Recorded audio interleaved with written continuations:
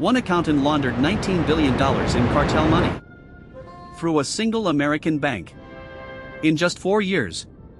His name was Juan Carlos Magán, and he worked out of a strip mall in Miami. The bank was Wachovia, one of the largest financial institutions in the United States. And they knew exactly what he was doing.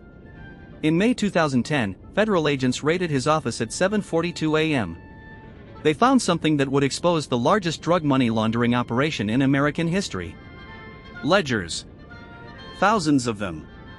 Each one documenting wire transfers from Mexican currency exchange houses straight into Wachovia accounts. The numbers were staggering. $378 billion in total transactions. $19 billion of that was confirmed cartel money from the Sinaloa cartel, the drug organization responsible for flooding American streets with cocaine and methamphetamine. But here's what nobody expected. The bank wasn't a victim in this story. Wachovia had been warned multiple times by their own anti-money laundering team. And they did nothing. Juan Carlos Magán wasn't some criminal mastermind.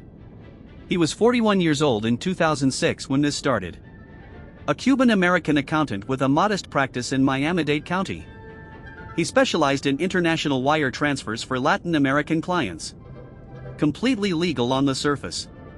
But the Sinaloa cartel had a problem that year. They were making $3 billion annually from U.S. drug sales. All cash. Small bills. 20s, 10s, 5s. You can't exactly walk into a bank with duffel bags of cash anymore.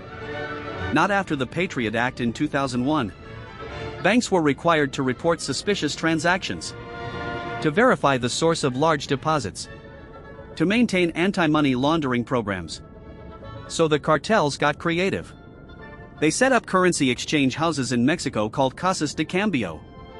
These businesses were legal. They exchanged pesos for dollars for legitimate customers. But the cartels controlled them.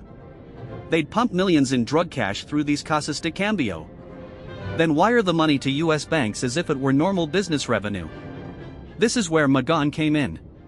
The Sinaloa cartel needed someone in America to receive the wires, to distribute the clean money to cartel operatives, to make it all look legitimate. Magán said yes. His fee was simple. 2% of everything he moved. On $19 billion, that's $380 million in commission.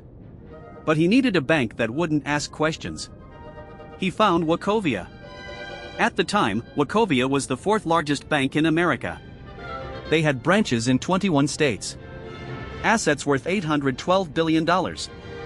And apparently, a willingness to ignore federal law. By 2008, the operation was running like clockwork.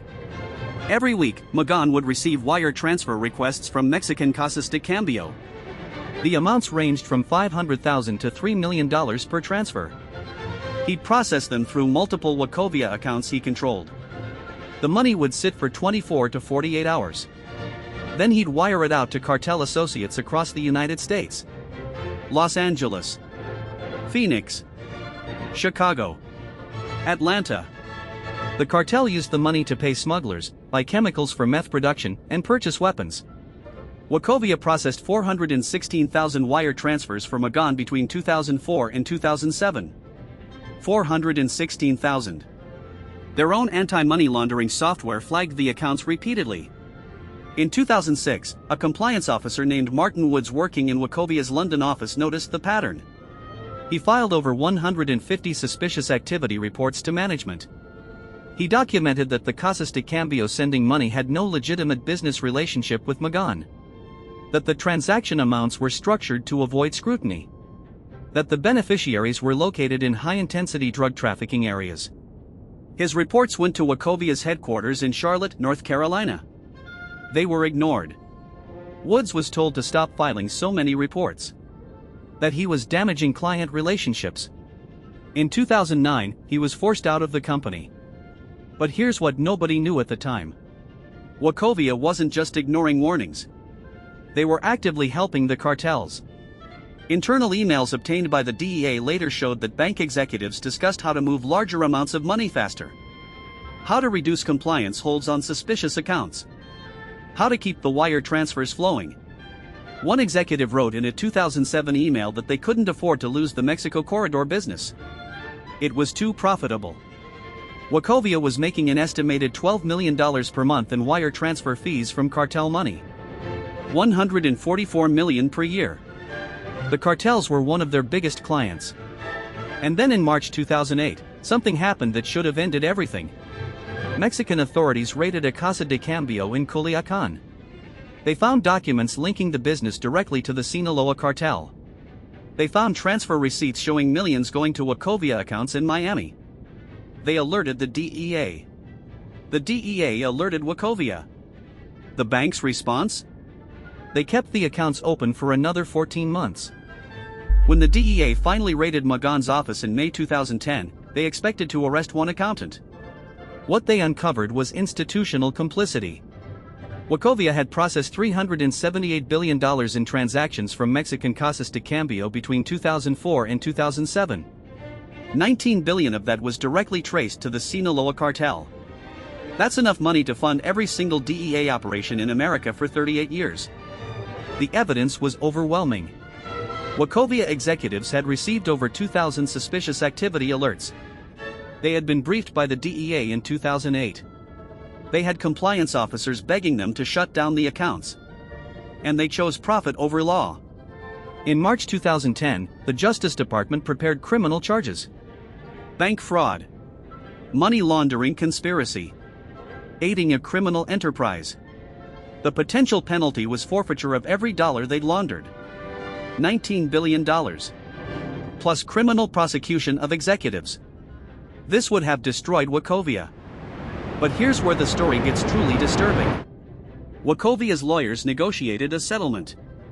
In March 2010, the bank agreed to pay a fine of $160 million. $160 million. On $19 billion laundered. That's less than 1%. 0.84% to be exact. No executives were charged. No one went to prison. The settlement agreement included a deferred prosecution clause. If Wachovia stayed clean for 1 year, the charges would disappear. The Justice Department justified this by saying criminal prosecution would harm the American financial system. That Wachovia was too important to fail. 3 months later, Wells Fargo completed its acquisition of Wachovia. The fine was paid. The case was closed. Juan Carlos Magán was the only person who served prison time. He received a 9-year sentence in federal prison. Released in 2017. Meanwhile, the bank executives who approved moving $19 billion in cartel money retired with full pensions. Martin Woods, the whistleblower who tried to stop it, never worked in banking again. In 2012, the U.S. Senate Permanent Subcommittee on Investigations held hearings. They reviewed the Wachovia case. Senator Carl Levin called it a complete failure of justice. The DEA estimated that the laundered money funded the murders of over 3,000 people in Mexico between 2006 and 2010. 3,000 deaths. And the bank paid a fine smaller than their annual Christmas bonus budget. Since 2010, 4 more major U.S. banks have been caught laundering cartel money. HSBC paid $1.9 billion in 2012. The largest fine in history. Still only 5 weeks of profit. Standard Chartered paid $660 million in 2019. JP Morgan paid $2 billion in 2014 for processing Bernie Madoff's fraud. The pattern is clear. The fines are a cost of doing business. No executives face prosecution because regulators fear destabilizing the financial system. The same system that launders billions for cartels every year. Juan Carlos Magán moved $19 billion through one bank in 4 years. He did it with spreadsheets and wire transfers. He did it because Wachovia chose money over morality. And when they got caught, they paid less than 1% and walked away.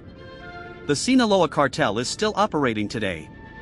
Still moving billions through the American financial system. Still finding accountants in strip malls and banks that don't ask questions. If this investigation showed you something the financial world doesn't want you to see, stay for the next one. Because what happened at Wachovia wasn't unique. It was just the time they got caught. And the biggest bank laundering scandal of all is still being uncovered right now. Subscribe for a new dark truth every day.